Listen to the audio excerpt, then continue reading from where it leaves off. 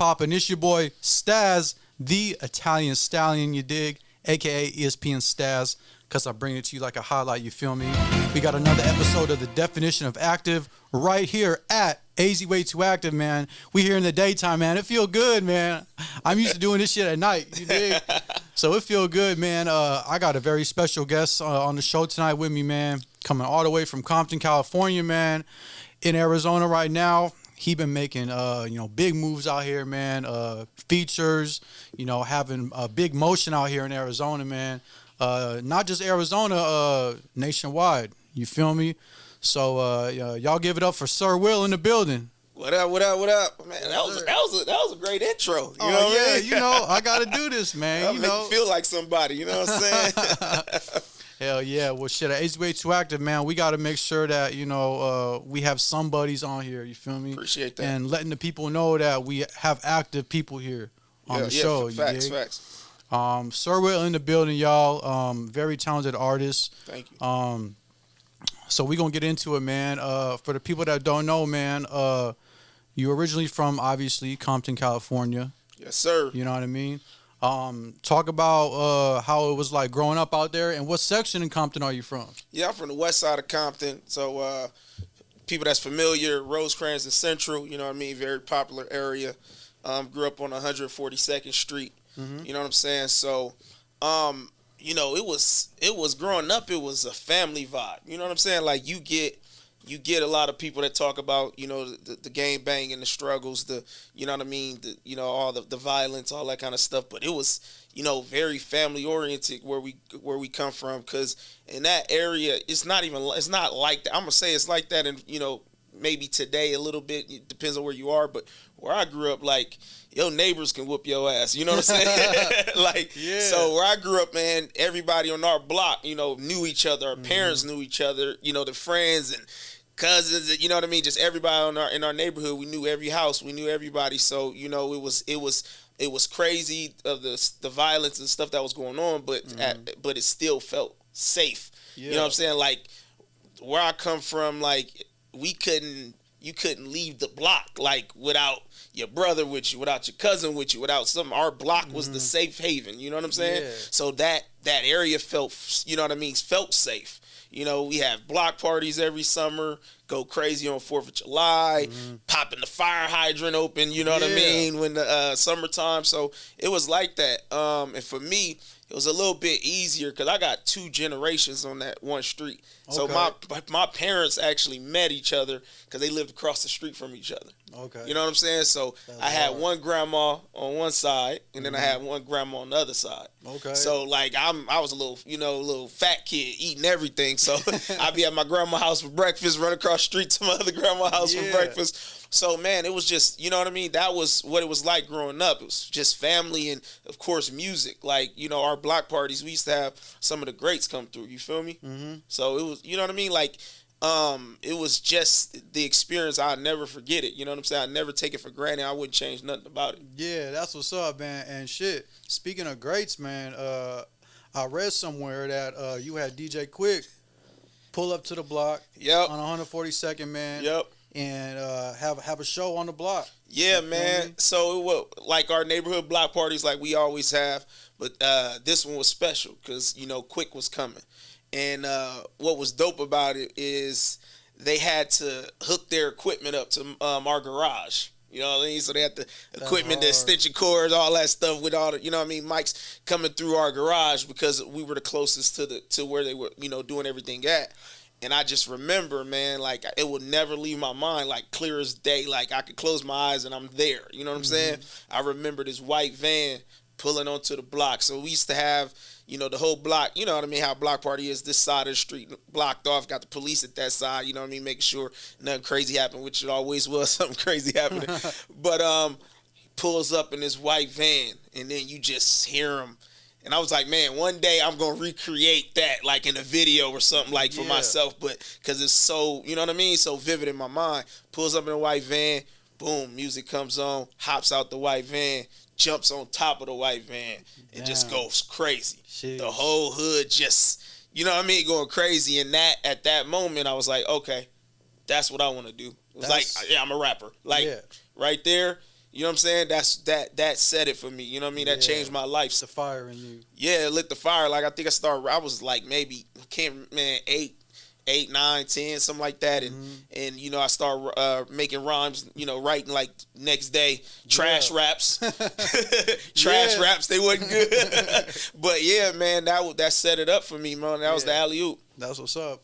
What do you remember what song you came out to? It was you know what I mean, if I could say it on here, I think it was Sweet Black Pussy. Okay. Yeah, so that was the one. Curse. Yeah, I can curse. Okay. Yeah. Sweet Black Pussy, I think was the one, or it was that or Tonight. It was one of those two.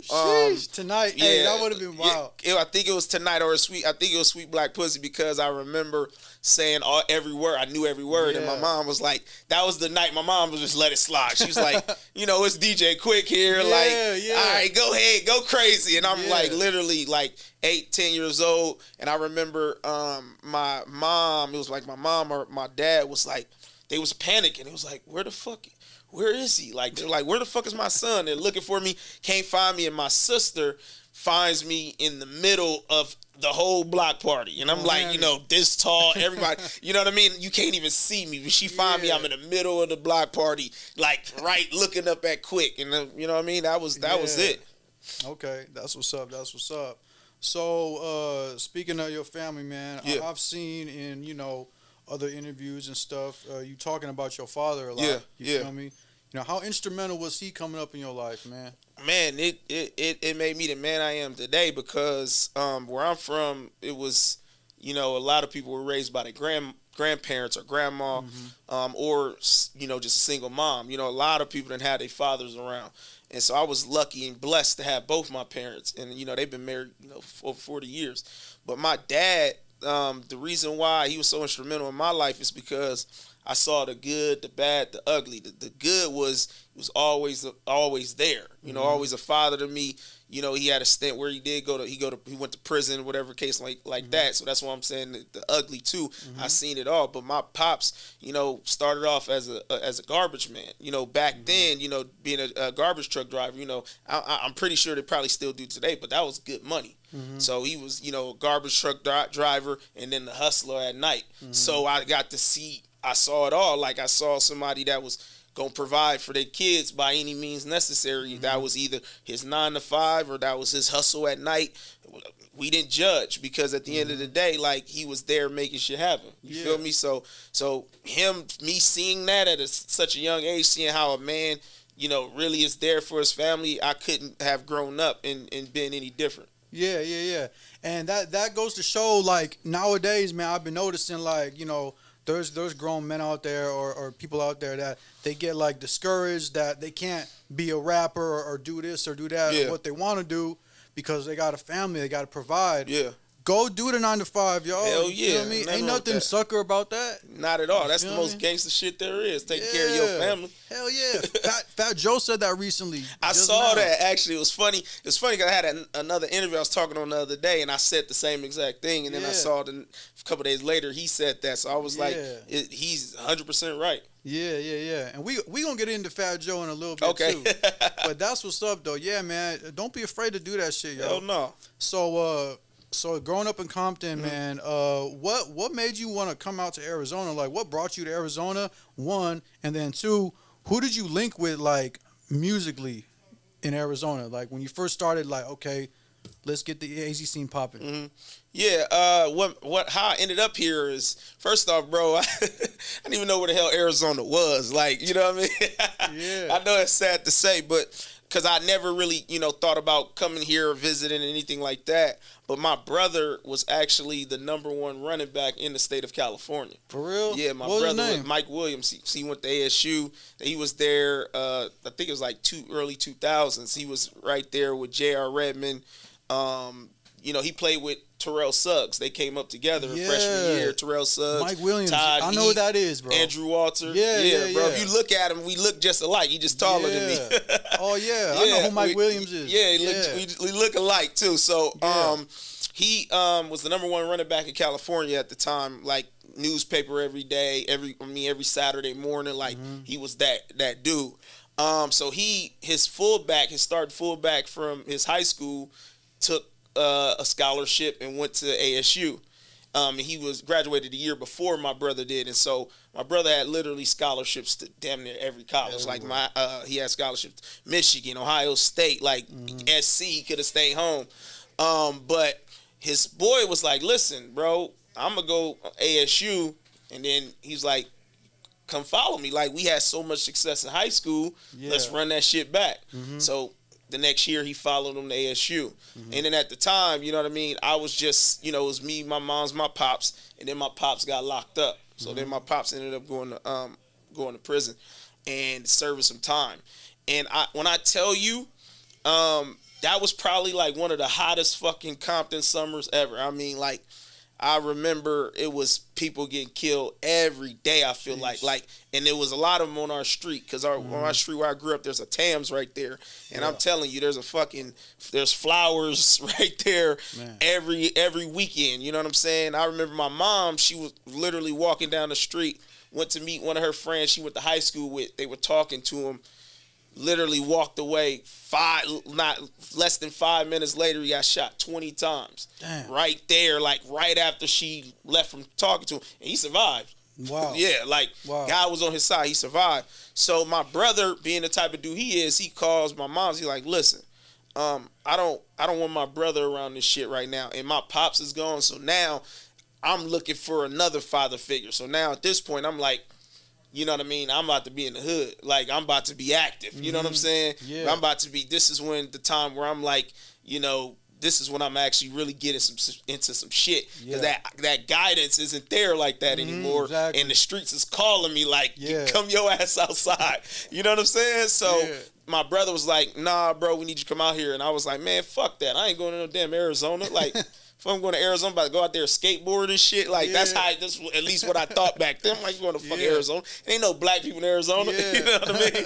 So, my brother ended up literally hopping in the whip, drove down, and was like I say, he a big dude, he play football. He's like, "Listen, you bring your ass back to me one way or another. Like, if I'm going to have to fuck you up, we're going to throw down right here. I'm going to throw your ass in the car, or you could just get in the car." You know what I'm saying? And I was like, "Man, fuck you." I'm like, but I ain't finna fight this big ass nigga. So I got in the whip, bro, and moved down to AZ. That's how I ended up here. You know what I'm saying? And then who I linked up with. When I first got here, I didn't link up with nobody. Like, when I first got here, my main goal was radio station.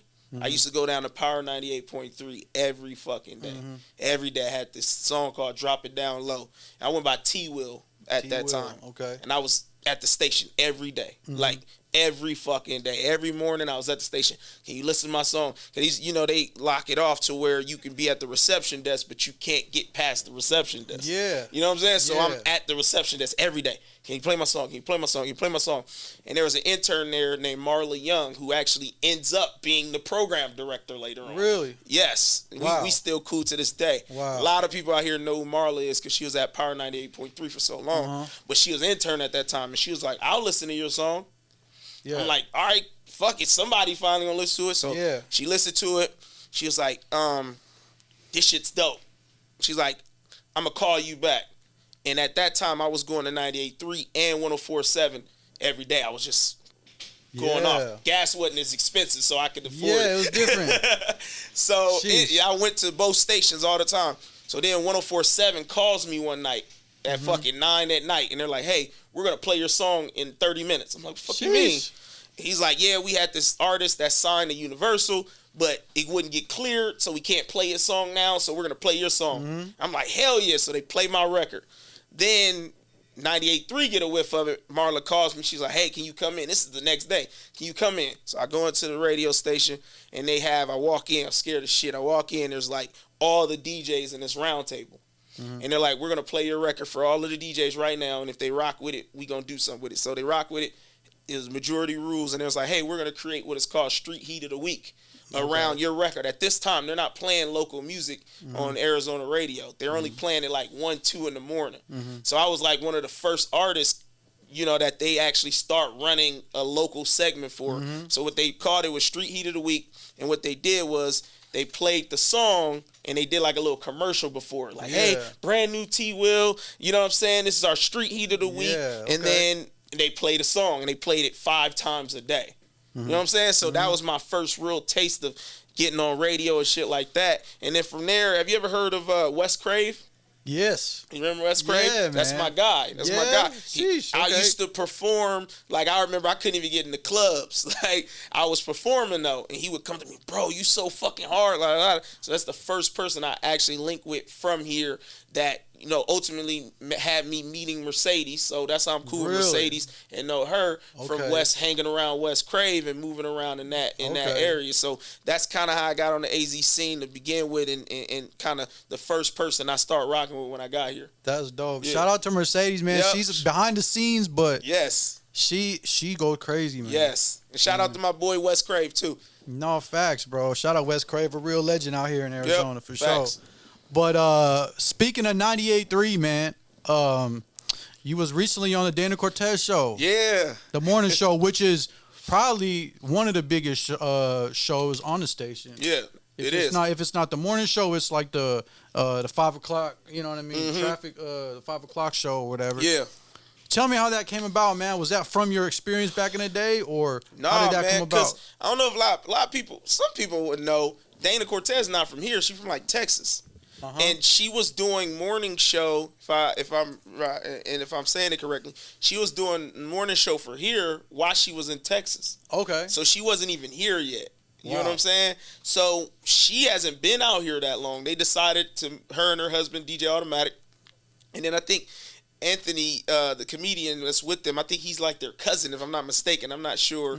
But they decided to all move out here. You know what I'm saying? So she's not familiar with the AZ scene, at least at that point. Like, so she's just doing her research. Yeah. And she kept seeing SIL WILL. She kept seeing my name, kept seeing what I was doing, kept seeing the moves. She saw the Fat Joe stuff, which we'll get into. Yeah. And she, you know, DM'd me and was just like, hey, like, we're trying to be more involved with the local scene out here and what's going on and who's really moving. And we want to be, and we're going to start this new segment, and we want you to be the first artist we feature on this segment. And we're going to bring you on the morning show, drop it on the YouTube, and all this other stuff. And she was like, and she was so busy going back and forth to Texas, so it got rescheduled a few times, but she kept standing on her word. She was so polite. I mean, sweetest lady. Kept hitting me up, and this is not her PR or her publicist or nobody. This is her hitting me up like, hey, you know, I apologize. We got crazy. You know what I mean? Stuff happened, and but she was like, hey, let's get you in here. So we finally got to sit down. And, bro, she was prepared for the interview. She didn't do it as if I was some nobody. You know what I mean? She, like, treated me just like she's done all her big, you know, the big artists that she's worked with. And it was just all genuine love just off of me just moving and being professional. She just said she liked the way I moved, liked what I was doing. And bro, like, it was, man, a huge opportunity. I was so thankful. You know what I'm saying? Yeah. Shout out to her. Hell yeah. Shit. Yeah. And I don't know if you remember, but a couple years ago, man, there was some local shit going on, how Power don't care, blah, blah, blah, blah, or a whole narrative about how they was not, you know, playing local artists or Arizona hip-hop in general. I don't even like saying local artists because a lot of us be state to state with it. Facts. But, like, artists in Arizona's music. Yeah. And, you know, I think that's good. You brought that up, that they're doing that right now. Yeah. And they starting something new to showcase that. Yeah, they try. Well, I would say it started Power 106 in L.A. I think they had the best wave of artists, local artists, whatever you want to call it, standing for not getting their music played. Because at Power 106, they were playing, you know, all the top 100, 200, stuff like that. And they weren't playing local stuff at all. And then if they did, it'd be super late. And I remember they all had their picket signs, and they all these artists from LA was all standing outside, like, you guys better start playing our music, or we're gonna stop. We're not gonna listen anymore. And for a radio station, like, you get advertising dollars and stuff like that from the listeners. How many people, like, okay, we're gonna pay you this amount of money because you have this many people listening. So the power is, we really have the power. They have nothing without us. Exactly. So if you come together like that, they gotta listen. You know what I'm saying? So I think that now they're starting more like, okay, we have to. And come on, man, let's keep it a bean. Like, Atlanta and New York and all these places have shown us time and time again, like, that we're not pushing local artists enough. they're showing us. Like, why is so many Atlanta artists pop? It's because all the local DJs, all the radio stations, support them. all support each other. When I go to Atlanta, I'm in Atlanta, I go to Magic City, I'm hearing artists and music I've never heard. Yeah. And I'm like, man, I'm going to look him up. Look at his Spotify. He got 1,000 or 500 listeners. Yeah. No listeners, but they spinning him like he's Lil Baby and going crazy. And then the next thing you know, he got 40,000 listeners a month, 100,000. Yeah. So they're showing us. So it was super dope that Dana took the time to be like, hey, listen, we want to make sure we know what's going out here with the local scene, because when you do stuff like that, you got support. Like, she forever has my support. When she puts up something dope, I comment. When she puts up something dope, I'm reposting. Like, you forever have a fan. You know what I'm saying? By you showing that kind of support. No, facts, bro. Facts. That's good to have that support, man. It's good to have someone to actually communicate with as a person and not some PR shit. 100%. You know, and to be honest, I personally think Power's always been supporting local music, you feel me? Yeah. Or they always been supporting Arizona music, you feel me? From, you know what I mean, the Sunday night shit, hey, it's something. Yeah, no, 100%. You feel me? It's better than nothing. Shit. Facts. And that just goes to show artists out in Arizona, man, y'all better just come with that heat. It's just the grind, bro. That's it. The grind. It's all the grind. It's like, man, if you be in somebody's face so much, they gotta fucking listen. Yeah, hell yeah. Hell yeah. And you mentioned she saw your you know what I mean, your freestyle for Fat Joe. Yeah. You know what I mean? He was pretty impressed. Yeah, man. Like, all I need, like, even when I'm on stage, I just need that head bob. Like, I need you don't got to be clapping. You don't got to be doing nothing. That head bob and that facial expression, like that face. Yeah. You know what I mean? If I see that, like, that mean you listening. You know what I'm saying? Yeah. And that's the kind of love he was giving me. So, man, it was dope. And not just Fat Joe, Timbaland, yeah, that was super recent. So were these quote unquote challenges that you were just like, all right, let me do this, or was this like, okay, we see they doing this challenge, let's plan this shit out and let's go hard for this shit? So the Fat Joe thing, he reached out to me, he just DM'd me, and he was like, hey, bro, I think you're fucking dope. You got talent, got a lot there. And, you know, I've been in the game for a minute, and, you know, a lot of this Instagram shit be fake and be cap. Yeah. It'd be about money, about whatever kind of bullshit. So the first thing I saw, I'm like, oh, dope, this is Fat Joe. But then the second thing, I'm thinking like, all right, who got us accounting trying to get some bread? Yeah. You know what I mean? And then I think, like, after he DM'd me, it was like a few hours later, he went live. So I'm like, okay, it is him. And I was like, okay, so how much money did he want from me, right? And he was like, bro, he was like, hey, I'm going to do a live. I've been doing these lives because this is right when he start consistently doing these lives. And he was like, this next live, I just want to bring up some dope artists that I just want to rap. You know what I'm saying? Like, would you be interested? I'm like, fuck yeah, hell yeah, I'm ready. So the day come, I want to kill my nephew because, like, about 10 minutes before I'm about to go on the live, he's like, hey, you know Swiss Beats on here too, right? And I was like, what? I'm like, bro, I was already a little nervous, but now you're going to tell me Swizzy on here too? Yeah.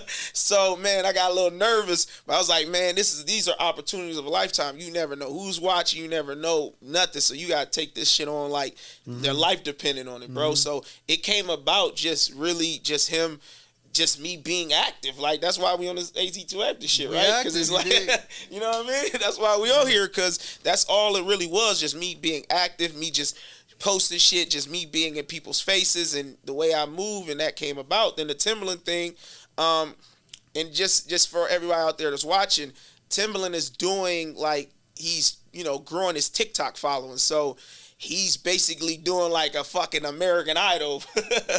Like, and he's doing it damn near, he's consistent. He's doing this shit like every other night, like weekends. He's doing it, and basically what he's doing is he's just basically having people come on and play their music. And he's just critiquing, like, if it's dope or if it's not dope.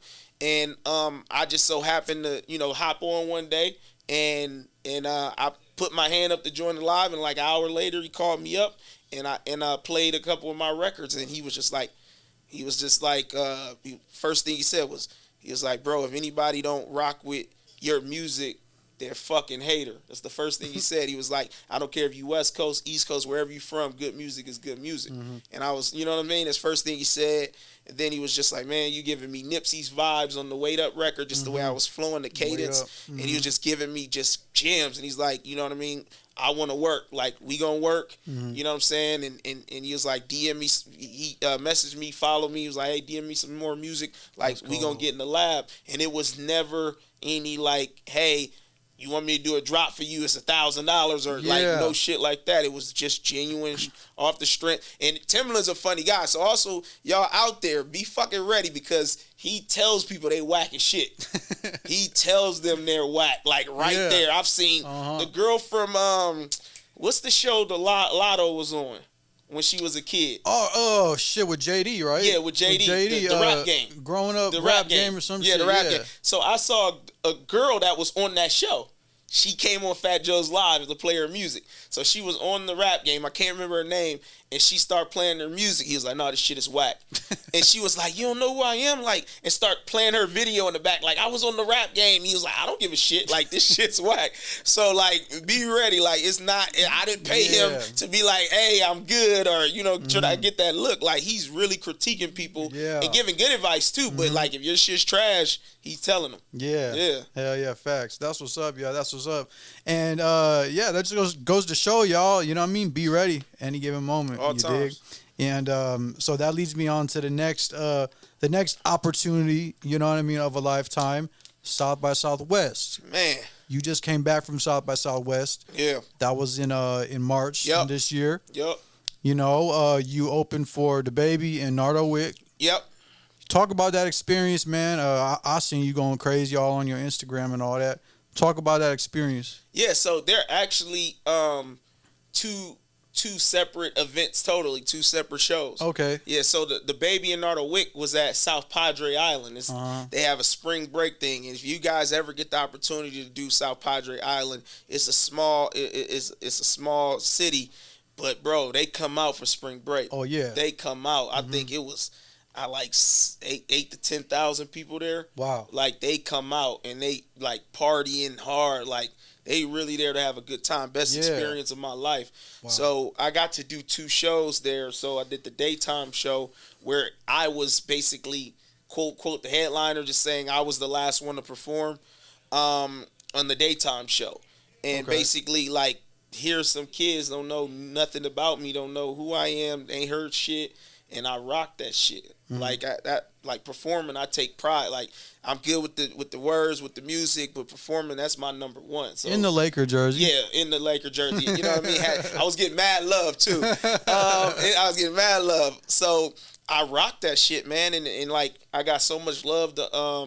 The VP of the club of the spot was like, took down my manager's information, was like, bro, we gonna want you to come back, yada yada. Now I don't gotta go through the promoter. I'm going straight to the VP, like the GM or whatever. He's like, yeah, we want you back. I'm like, dope. So I rocked that, and then the nighttime show was the opening for DaBaby, Nardo Wick. Man, when I tell you, it was the most nerve-wracking experience for that show. The reason why was they opened the doors maybe 6. I think it was like they opened the doors at 8 o'clock. Bro, and it's a standing event. You know, kind of how y'all have here at AZ Way Too Active. Everybody's standing. I wasn't going on until 10:45. They opened the doors at 8. So these people were standing for 2.5 hours before they see anybody. Wow. So, like, at this point, bro, you done heard the same song like 2 or 3 times. The DJs, you know what I'm saying? So they're already antsy. And I remember the GM, the same one from earlier, he was like, hey, you're going to go on because I was supposed to go on later at 11. He was like, he saw me perform earlier. He was like, no, I don't want you to go on at 11. I want you to go on at 10:30. I want you to go on earlier. He's like, trust me. He's like, these kids are antsy and they want to see Nardo Wick and DaBaby. They don't want to fucking see you. So by the time we get to 11 and they have 2 other artists before you, they're going to be antsy and not want to see you. You know what I'm saying? Like, it's just how it is. They've been waiting so long. Yeah. Bro, when I tell you, I went out there, rocked that shit too. Like, it was so dope of experience because I had people sending me Instagram stories where they're at me from where you can't even see me. I look like just a little speck. Yeah. And they're like rocking with me from back there. I'm like, bro. That's dope. like, that's where you feel like you feel like somebody Yeah. where you got somebody rocking with you where you can't even see them. Yeah. And I literally went back there and started handing out merch and shit, like That's showing dope. support. But bro, when I tell you the promoter did me a solid by making me, the people after me were getting fucking booed. Wow. We're getting booed. Literally booed. Bro. Wow. I remember they called a guy's name. They didn't even know him. Yeah. So when they called his name, such and such to the stage, boom. Oh my God, bro. We want DaBaby. We want Wow. Nardo. Boom. And I get it. You know what I'm saying? Like, you've been waiting for 3 hours standing up. And now you got to listen to 4 artists that you have no idea who they are. So, like, literally, they just welcomed me. You know what I mean? They welcomed me, and he was totally right. If I would have been the 11, I don't even know. Like, I would have still did my shit, or at least tried. But if I would have been later, bro, they fucking booed him. So that was like one of the great experiences of my life, being in front of a crowd that big. You know what I'm saying? Yeah. And then when we were there, we then flew to South by Southwest the next day. Okay. So yeah, so we was there South Padre. There was like an hour flight, hour and a half to get to Austin. Really? Yeah. Wow. So it's not far at all. So it's a little airport. Oh, I'm talking about the airport so small that the plane we were on was going to like 6 different places. Wow. It was like, hey, we're going there, we fill it up, then we go here, we fill it up, then we go like that small. So then I went to South by Southwest, and bro, it was dope, man. It was a great experience walking. I think it's called 6th Street, walking around there. And I think, and I don't want to misspeak, but I had to be in the promoter told me I had to be one of the only like West Coast dudes rocking shit. Really? Wow. Yeah, like I saw Big Doobie. You know Big Doobie? Big Doobie was there? Yeah, Big Shout Doobie out was to there. him, man. Hey, I kept every club or every spot I went into, fucking Big Doobie coming out the motherfucker. He was working it, bro. That's when me and him, like I've seen him before. We was in Denver together, but we got to chop it up even more because just the mutual respect. I'm just watching him moving around. He see me moving around, and it was just all connections, just love, bro. And I got to open up for Erica Banks. Wow. Erica Banks was there. Yeah, Erica Banks, bro. Man, she go crazy. I ain't seen so much ass in my life.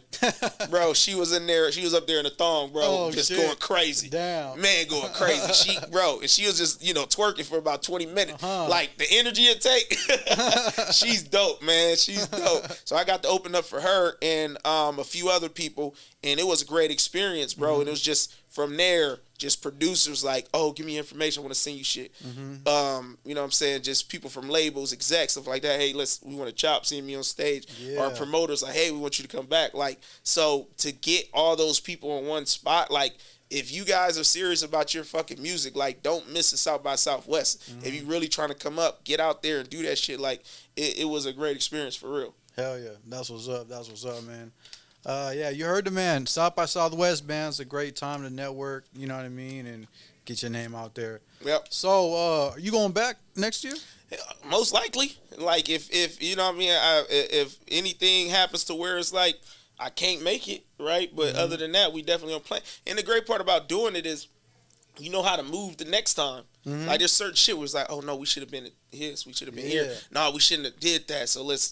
So we was like game planning on the flight back. Like, all right, next year, we going to do it like this. And do it like this. People got their whole entourage walking around with big-ass signs of themselves, like little cutouts, and like just how you move and stuff like that. So yeah, we definitely probably going to do it again next year, but move a little different. Hell yeah. So I want to get into one of my favorite records from you, By Any Means. Nice.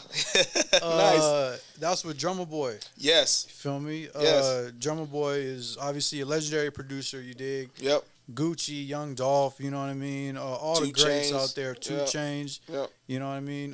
Talk about how that relationship came about, man, how it is working with him. Yeah. So the dope thing is John Blaze, which is my guy, Southwest Alliance.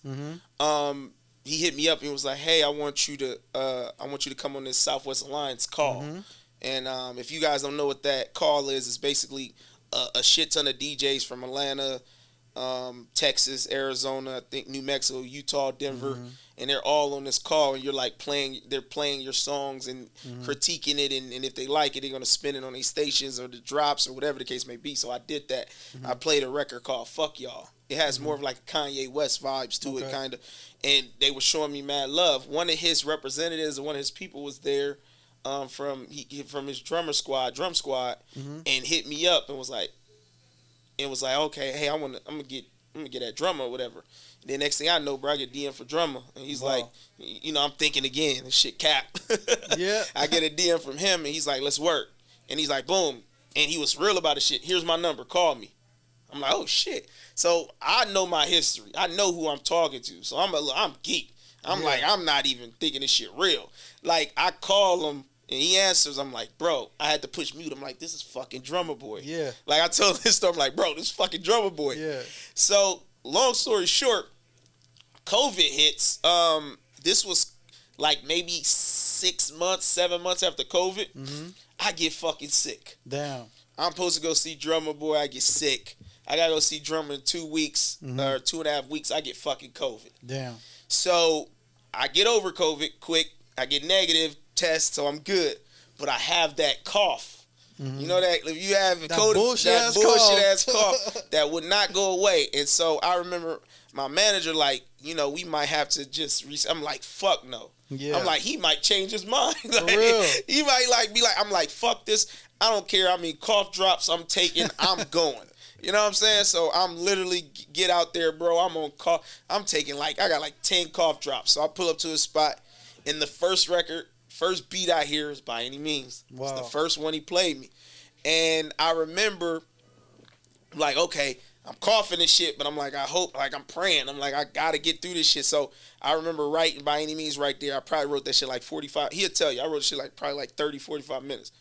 And he's like, I go up there, record. My cough goes away. Like, this is God. Like, it has to be. You know what I'm saying? Cough gone. It's just gone. I'm like, what the fuck? Like, I'm cooking. I'm like, cough gone. I go down because he has this engineer, and his engineers work with everybody out in the A. I'm talking Thugger. He's worked with, 2 Chainz. He worked with all of the big dudes out there. So I go downstairs and play it. He looks at me. He's like, the first record I recorded with 2 Chainz was this. The first record I recorded with Waka Flocka was No Hands. The first record I recorded with Jeezy was this. Wow. First record I recorded with Will was fucking By Any Means. That's how he believed in it. He was like, this is, you know what I'm saying? And then like a lot of people don't know, but we knocked out 6 songs in 2 days. Really? Yes, I was in his townhouse, and I'm at his townhouse like fucking chilling. Like, we just cooking. And I don't smoke or drink. He just smoking, like, bro. He got weed everywhere. Like, I know I'm high off the contact because he's smoking. And my clothes, my suitcase smell like nothing but weed, bro. When I left, but we knocked out 6 songs. But there's a song that I can't wait for y'all to hear too. I'm gonna drop probably later this year. It's called Heat Wave. Okay. And that is one of them. It's really an Atlanta meets West Coast record. You know what I'm saying? By Any Means is dope because he got into like his West Coast bag. He did. And he, made it around me. But this Heat Wave record, he challenged me. Where it's like a West Coast, it's a down south swag and a bounce meets West Coast. Yeah. So when I'm rapping on it, I'm like in the down south bag. Yeah. Then I switch to the West Coast bag in the verse, and I'm switching in between it. You know what I'm saying? Like throughout the song. So it's dope. It shows like his creativity level to be like, hey, listen, I know you West Coast, you from the West, yada yada, but I want to try this. Let's give the A something to bounce with your West Coast slang and swag on it. And you know what I'm saying? Like we did that shit. So, and he's like he's like family now. He's not, I didn't pay that man money to get a beat, and that was it. Like when I go to Atlanta, I went to Atlanta for another opportunity when I recorded Wait Up, which is kind of my biggest song to date, Wait Up. Yeah. I recorded that in Atlanta. When I was there, he was like, bro, you in Atlanta? Because I posted my story. I'm like, yeah. He's like, what the fuck? How you gonna tell me? Pull up. I didn't know it was like that. Like, I know we had a good relationship, but just pull up on me. I was at this little poetry event with my manager, and he just pulled up. Like, just like, hey, bro, I'm pulling up on you. And that's the kind of relationship I have. Like, I text him, send him shit.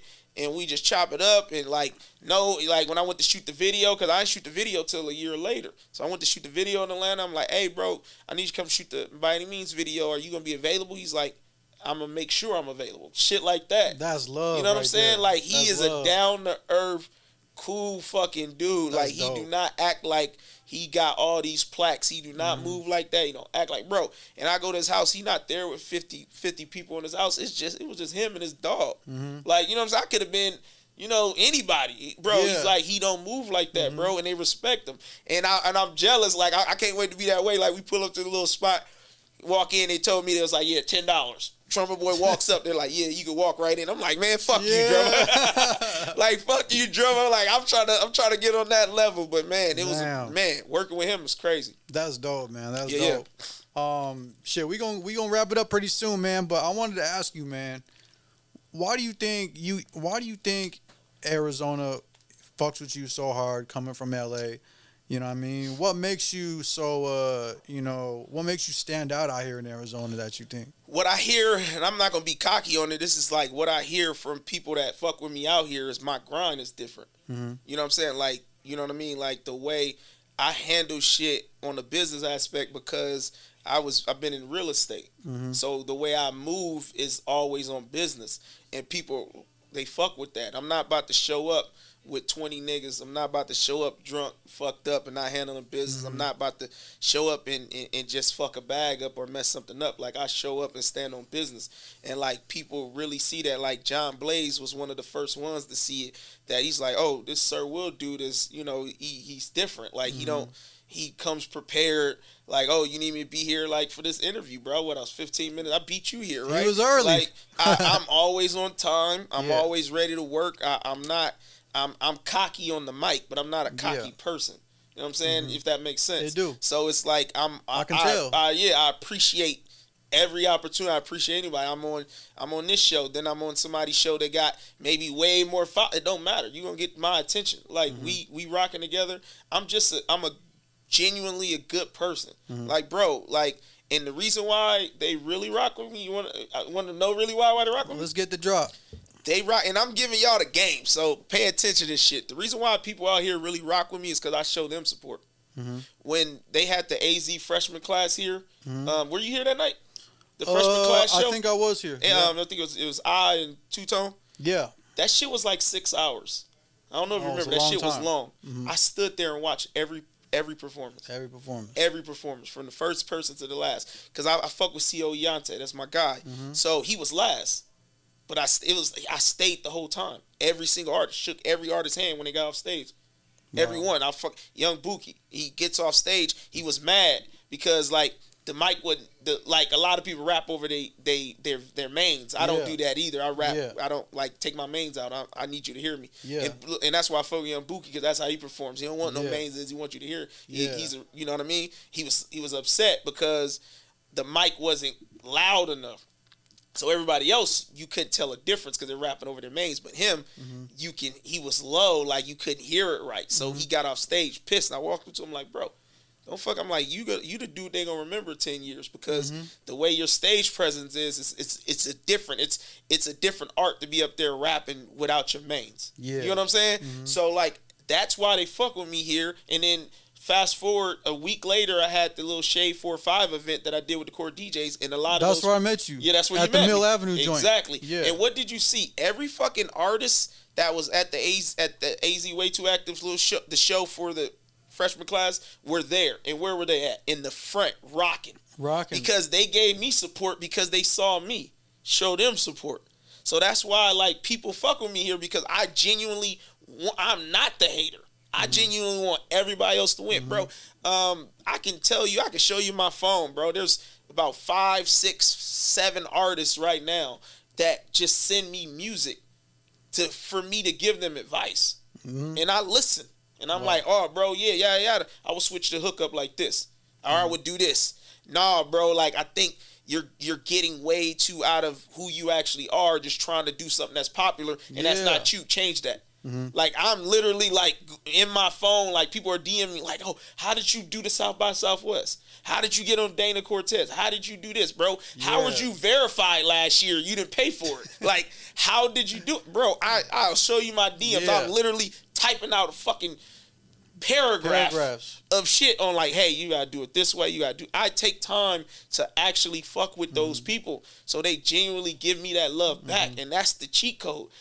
People want to be the guy that everyone knows when they walk in the room. That's what you want to be, but you don't get that kind of support unless you show people support. Exactly. So that's the cheat code. The cheat code is rock with these people out here that's doing it too. It doesn't fuck. Bro, how many artists in music they say to Spotify? 100,000 a day? Bro, too damn many. So if you got that many people doing the same job as you, it's probably a smart idea to fucking... Hell yeah, y'all. You know what I mean? Y'all heard it, man. You know what I mean? Everybody want to make music, man. Everybody want to make music. So just show people support, bro, and that's literally why I get love. Of course, I make dope music. I'm not gonna lie, my music ain't dope. I make dope music, but my dope music, how many songs that's on Spotify that's probably dope that hasn't been heard, right? We've already heard those statistics of all those songs that's been played less than 50 times or 10 times, it's less than 10 streams.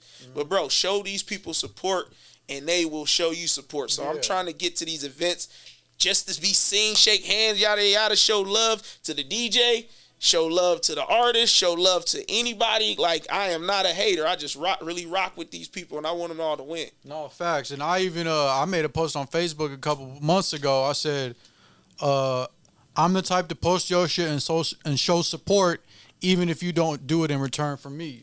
I'm the same way. That's the same way. You feel Bro, me? I got so many people, I didn't reposted they shit. They ain't never liked the picture.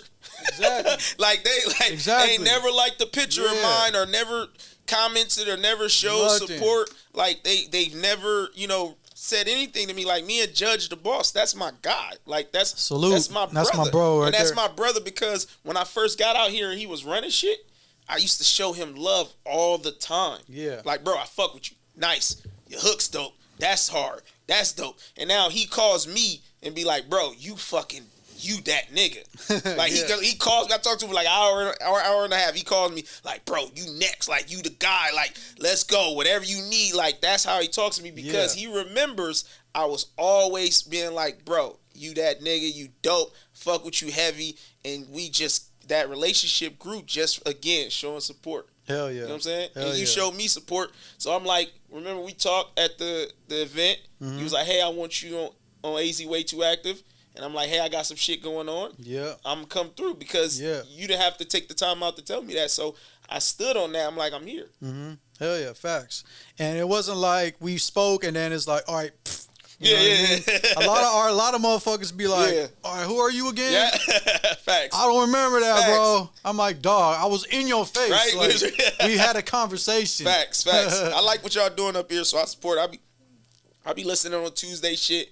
You know what I mean? While y'all dropping tomatoes and shit. Yeah. You know what I mean? I support. Yeah, we done played your shit too, bro. Appreciate it. On the show, man. Got a lot of good feedback and whatnot. But speaking of playing your shit, man, and music, you got a new single coming up, and then you got a mixtape coming up. Yeah. Talk about the plans for that and when the people can expect that. Yeah, man. So I'm excited. I have a song called We Alive coming out, and that came about because, I listen to, like, I'm in tune, and I have conversations with record execs all the time. You know what I'm saying? We've had a few offers on the table, but you know what I mean? It has to be right. It ain't, you know what I'm saying? It got to be right. It got to be, I want a lot of control, and and you know what I mean? You got to earn it, right? So I've had, a few conversations with execs, and what they were telling me, they was like, hey, you know what you need? You need more of a feel-good record, like a more of a party, like, type vibes record. You know what I'm saying? And I was like, okay, you know what I'm saying? I got to get my back. So I made this record called We Alive, and it features Price. Price is... Ooh, yes, Price. That name means something right He's now. He's cold, bro. He's real cold. Price is, if you don't know who Price is, he out of Cali, like the IE area. IE area, Fontana, San Bernardino, that area, if you're not familiar. And my cousins are actually all from the Rialto, San Bernardino, Fontana area. And I remember I was like, man, I got to do this We Alive record. I'm like, man, this Price dude, this thing is nice. He's tearing down, the leakers. He's tearing down, all these different platforms. Like, you know what I mean? He's nice. And I'm like, I need somebody on this record. And I remember telling my cousin, we was just talking. He's like, bro, I know Price from the same neighborhood. It was just like that.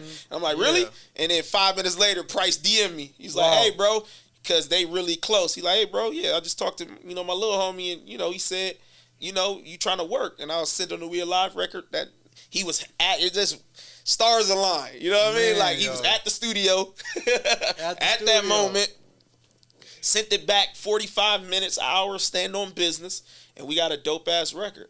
So that's just gonna be a standalone single. I'm dropping that. I don't have the date. I think thinking to drop it the 9th or the 16th of June. Okay. That's just a standalone single. I'm dropping it in the mixtape. I'm excited for y'all to hear it because it's called the Switch Up. It's called the Switch Up tape. Yeah. The reason why it's called the Switch Up tape is because I want y'all to hear something different. Like, you heard, by any means, you heard the Wait Up. And now I'm going to get out the West Coast so much, bag, and I'm going to just give y'all just good quality music. Good music. And that's what the Switch Up mixtape is about. You going to like to hear this. I got my boy Real Kyrie on there. Okay, shout out Kyrie, man. I got my boy, if anybody knows me, they know who I rock with. I got Richie Evans on there. Richie, salute my dog. That's my brother. Like, me and him, we spend too much damn time on the phone, just talking business. And I gotta throw this gem out there for y'all. I got the record with Zaytoven. Sheesh, man, one of my favorite producers ever. Yeah, bro. I give you exclusives, let you hear it. Man. Yeah, I got the record with Zaytoven. I gotta hear it. And it sounds like a Zaytoven, like him on them keys. If you know Zaytoven, when he on them keys, he take you to church. So I got the record with Zaytoven on there. And then up and comer, Mr. White Dog. He from Harbor City. And he's making moves like he got like fucking 5-6 songs with Nipsey. Wow. Like, he got songs with Mustard. He's been making moves in Cali for a minute. This is my guy. We actually grew up together. Okay. Except, I like to wear red. He wear a lot of blue. But that's my brother. Like, me and him, we've been around each other for so long. I got a record with him. So the mixtape is going to be, when you, even from the first record, you're going to be like, oh shit, SIL Will's in this bag. Yeah. You know what I'm saying? So it's going to be a great, I can't wait for just the people to, to get it. I'm excited. Hell yeah. I can't wait either, y'all, for real. Tap in, man. Be on the lookout for that for sure. Yeah. Feel me? SIL Will in the building, man. We going to wrap this thing up, man. Floor is yours, man. Let the people know where they can find you, man. Socials and all that. Yeah, find me. I am SIL Will. Instagram, Twitter, TikTok, all that good shit. And then, real quick, New Levels, New Devils merch is out. The trucker hats just dropped. And just real quick, New Levels, New Devils, it basically just means, like, as you grow in life, as you get more successful, you're going to have new devils that come try to bring you down. New devils will try to stop what you're doing and tear you down. And that's just a reminder that, just to keep going and keep grinding and keep hustling and don't ever turn to, I don't give a fuck how much money you got. If you have money, you could be a cornball too. So don't ever let that change you. Don't forget where you come from. Yeah. Just be on the rise and support and do things the right way and just show love, because people will show love back. So New Levels, New Devils, I had a dream about that saying.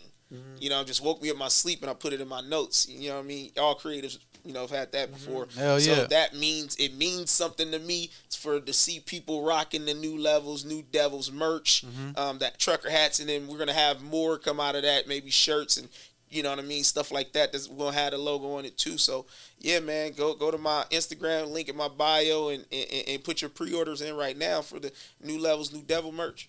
Hell yeah, and that's, if I'm not mistaken, that's a partnership with somebody. APC. So APC is listen, if y'all don't know what APC is, she's scary.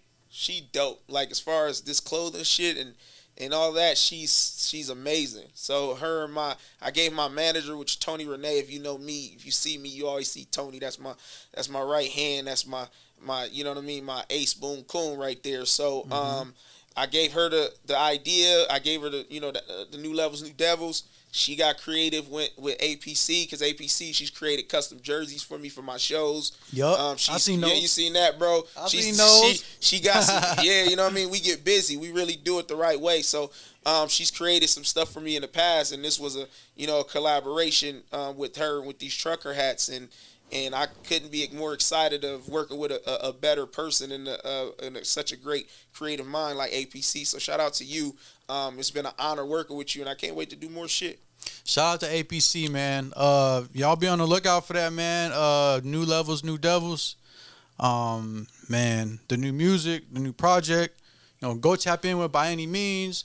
Wait Up. Yeah. All that, bro. SIL WILL in the building, man. Check him out on Instagram, Spotify.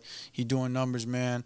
We gonna get up out of here, man. It's your boy Staz, the Italian Stallion, you dig? AKA ESPN Staz, because I'm bringing it to you like a highlight. You feel me? So, you know what I mean? This is AZ Way Too Active, y'all. We out. Peace.